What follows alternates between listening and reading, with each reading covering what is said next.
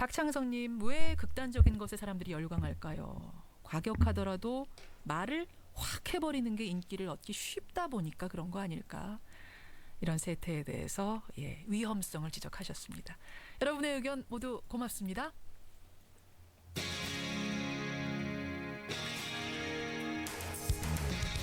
여러분께서는 지금 CBS 라디오 김현정의 뉴스쇼를 함께하고 계십니다. 여러분, 만약 지금 여러분 앞에 신문고가 하나 있다면 그 신문고를 퉁퉁 두드리고는 어떤 얘기를 하고 싶으십니까? 네, 안녕하십니까.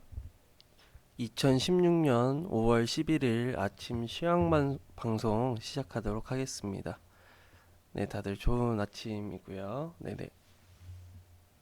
오늘 어제 비가 와서 오늘 아침에 날씨가 좀 쌀쌀하긴 하지만 또 날씨가 좀 쌀쌀하다 보니까 다들 감기 조심하시고요. 아침 시황 이제 시작하도록 하겠습니다. 네, 10일 국내 증시 종합을 해보자면은 9일날 글로벌 이슈를 살펴보자면 뉴욕 증시는 헬스케어 업종 강세로 중국의 무역 지표 부진과 국제 유가의 하락 영향으로 원자재 업종이 급락하면서 혼조세를 보였습니다. 네, 그리고 국제 유가 같은 경우에는 사우디아라비아의 석유 장관 교체와 캐나다 산불에 따른 원유 공급 차질로 예상보다 크지 않을 것으로는 전망으로 하락을 한 걸 확인할 수 있었고요. 그리고 독일 3월 제조업 지표 같은 경우에는 공장 수주 확대로 전월 대비 1.9% 증가하면서 예상치를 상회했습니다.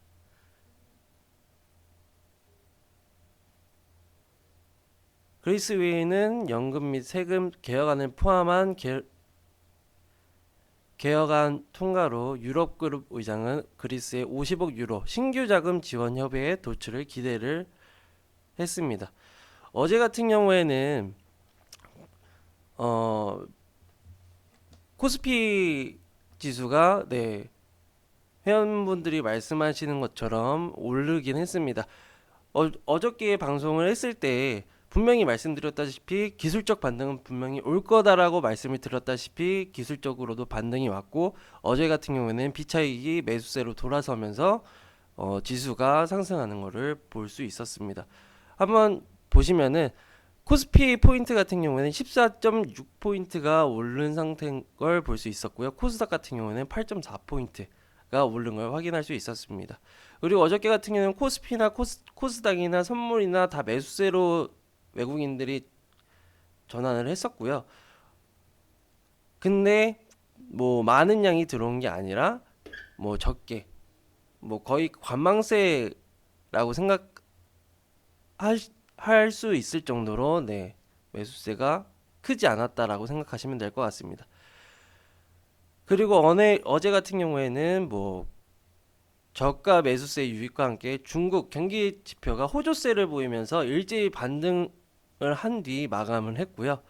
그리고 외국인이 프로그램 비차익과 선물 매수 강세를 나타내면서 투심이 좀 개선이 되었지만 아직까지는 글로벌 불확실성으로 인해서 제한적이다라고 보시면 될 것 같습니다.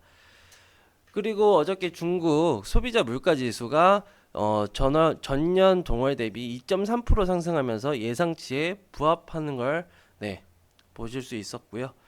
그리고 6월 FOMC 불확실성과 외국인 실망 매물 출회 가능성이 아직 남아있어 변동성에 유의하셔야 됩니다.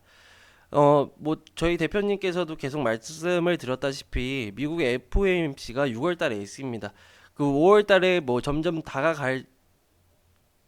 점점 FOMC 발표가 다가갈 때쯤에는 그때 관망세가 이어질 수도 있고, 아니면 투자 심리가 위축돼서 많은 심리적으로 많은 불안성이 나타날 수도 있다는 거 염두를 해두시길 바랍니다.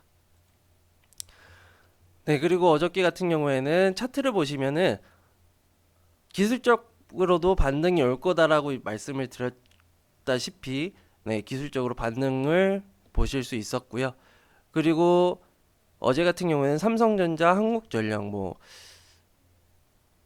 그리고 아모레퍼시픽, 뭐 삼성생명 이런 쪽이 뭐 약간의 뭐 하락이 있었지만 그래도 뭐 그동안 떨어졌던 뭐 화학이나 정유, 철강, 건설, 조선 등이 일제히 반등을 하는 걸 볼 수 있었습니다.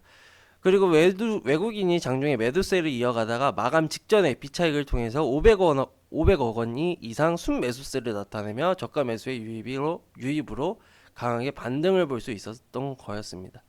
그리고 어저께 보시면은 이전에 뭐 연기금에서 이 가격으로 들어왔던 것처럼 이번에도 뭐 메리트 있는 가격은 아니었지만 연기금이 조금 매수세가 들어왔던 걸 확인할 수 있었고요. 아직은 연기금 쪽에서 이렇게 조금 사는 거는 아직 매력적인 포인트는 아니다라는 거죠.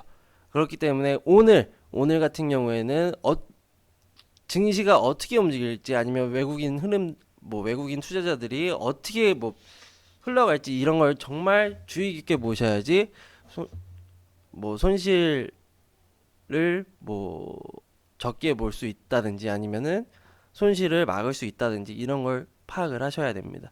그리고 코스피 1분 차트를 보시게 된다면은 어저께 같은 경우에는 그냥 계속 쭉 상승세였어요. 네.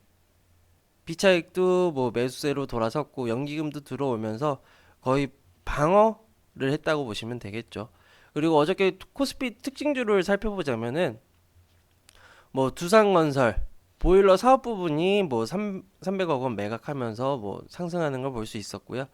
그리고 CGV 같은 경우에는 흥행수익 성장으로 해서 중국 흥행수익 성장으로 해서 개별 사이트 손익 개선으로 1분기가 호실적으로 발표가 됐습니다. 그리고 KC코트렐 뭐 이란 메리값스 태양광 시설 설치로 뭐 MOA 체결을 해서 일제히 상승하는 걸 볼 수 있었고요. BGF 리테일 점포수 확대 및 신성식품 그리고 PB 제품으로 실적 성장 전망으로 일제히 상승하는 걸 볼 수 있었습니다. 그리고 보락 같은 경우는 옥시 사태 반사이익의 수혜입니다. 혜택 제과 상장분 평가 차익의 기대로 상승하는 걸 확인할 수 있었죠. 그리고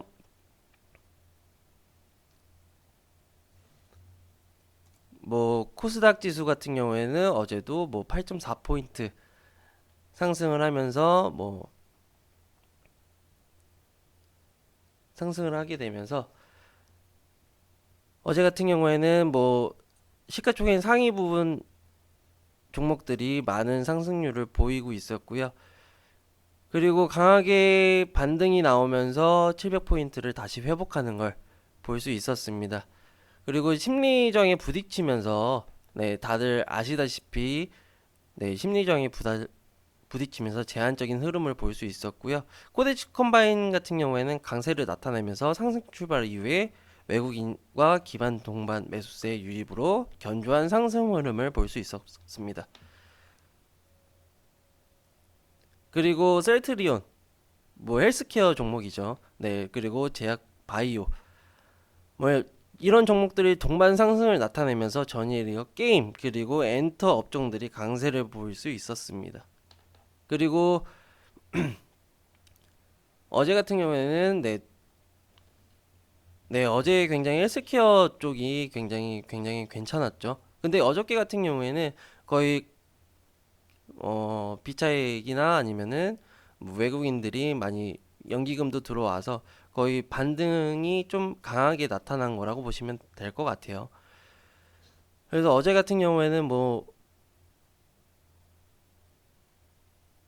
바이오나 아니면 헬스케어나 아니면 그동안 떨어졌던 철강업이나 이런 쪽에서 많이 반등을 나타낸 걸 보고 뭐 수익을 내실 수도 있었겠지만 아니면은 뭐 이미 기존에 가지고 있었던 분들 한해서는 뭐 반가운 소식들이었죠.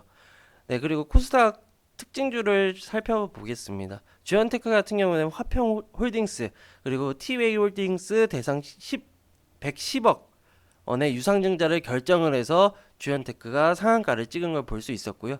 그리고 SGA, KT, 차이나모바일과 협력해서 국내 IoT 기업들의 중국 진출을 지원을 하면서 5.5%가 상승하는 걸 볼 수 있었습니다. 그리고 디오텍 같은 경우에는 삼성전자 음성 제어 네트워크 장비 오토 공개로 조금 상승하는 걸 볼 수 있었고요. 3% 정도 상승하는 걸 볼 수 있었고, 옵트론텍 같은 경우에는 듀얼 카메라 중국 시장 공급 확대로 카메라 필터 실적 성장에 뭐 기대가 있어서 3% 정도 올랐고요. 그리고 유로스 같은 경우는 무상증자 결정을 해서 네, 신주로 뭐 486만 뭐 7,289주를 발행하면서 10% 정도 상승하는 걸 볼 수 있었습니다. 그리고 10일 날 미국 증시를 종합해 보면은 다우 산업이나 아니면 나스닥 같은 경우에는 뭐 1.2% 동일하게 올랐다고 보시면 되고요. 뉴욕 증시 같은 경우에는 경기 지표 호조와 국제 유가가 어저께 상승을 했죠. 원자재 업종이 강세를 나타내면서 일제히 상승하면서 마감이 끝났어요. 네, 맞습니다. 다 올랐습니다. 어제 같은 경우에는 뭐 미국 도매 재고가 뭐 전월 대비 0.1% 증가하면서 심한 시장의 전망치에 부합했다고 보시면 됩니다. 뭐 원자재들이 가격이 올라가면은 뭐 이렇게 생각하시는 분들도 계실 거예요. 원자재 가격이 올라가면 소비자들은 너무 힘들다. 근데 원자재 가격이 올라가야지, 그리고 기업들이 살아야지 소비자들도 산다는 거. 이 점에 뭐 소비자 입장은 반대지만 기업들 입장에서 보면은 그 반대입니다. 그래서 한창 문제가 됐던 국제 유가가 지금 다시 오르는 걸 볼 수 있고요. 네. 그리고 국제 유가 같은 경우에는 캐나다 산불, 네, 이미 아시다시피 캐나다 산불과 나이지리아 방문의 원유 생산 시설 공격으로 생산량이 감소할 것으로 전망되면서 뭐 WTI 원유 같은 경우에는 2.8% 정도 상승을 하는 걸 볼 수 있었고요. 그리고 1분기 S&P 500 같은 경우에는 10개 종 업종 가운데 6개 종 업종이 순이익과 매출이 마이너스를 기록하면서 2분기 실적이 역시 나빠질 것으로 전망을 하고 있습니다. 그리고 엔화 같은 경우에는 일본 정부의 구두 기획과 글로벌 증시의 상승과 2주 만에 최저 수준으로 하락한 걸 확인할 수 있었고요. 그리고 아직까지는 뭐 시장의 뭐 관전 포인트를 알려드리자면 기술적 반등 이후에 뭐 방향성을 탐색하는 구간이라고 보시면 돼요. 어저께 말씀드렸다시피 대표님도 말씀드렸다시피 기술적 반등은 나올 수 있다. 하지만 그 이후에가 문제다. 더 떨어질지 더 올라갈지. 하지만 뭐 불확실성이 가득한 시장에서 투자자들은 관망세를 보일 것이지 투자를 하진 않는다.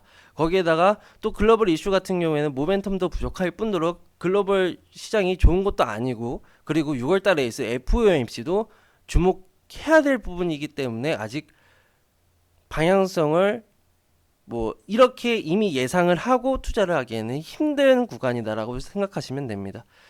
그리고 투자자 뒷심의 확인이라고 이렇게 나와 있는데, 제가 말씀드렸다시피 지금 여기서 버티고 다시 올라가느냐, 거기에도 좀 뭐 예상치 못하게 올라가는 거라고 생각해요. 다들 회원분들도 다들 시장이 안 좋을 거다, 글로벌 이슈가 없을 거다라는 건 이미 다 아시고 있다시피 뭐 상승 요인보다는 하락할 요인이 더 크다는 거 항상 염두에 두시고 뭐 흐름을 지켜보셔야 되는 거고요. 그리고 지금 같은 경우에는 대형주보다는 실적, 성장주를 주목하셔야 됩니다. 그래야지 뭐 대형주 같은 경우에는 뭐 10% 20% 올라가기 힘든 거잖아요. 그죠? 그렇기 때문에 테마주로 아니면 실적 발표를 보고 성장할 것 같은 거, 성장주를 주목하셔야 되는 부분입니다. 그리고 오늘 뭐 관전 포인트 같은 경우는 또 원화 약세, 네, 원화 약세의 흐름을 계속 파악을 해두시고 투자를 하는 것이 좋을 것 같습니다. 네, 맞습니다. 요새 들어서 대형주가 굉장히 어렵다고 생각을 하시면 될 것 같아요.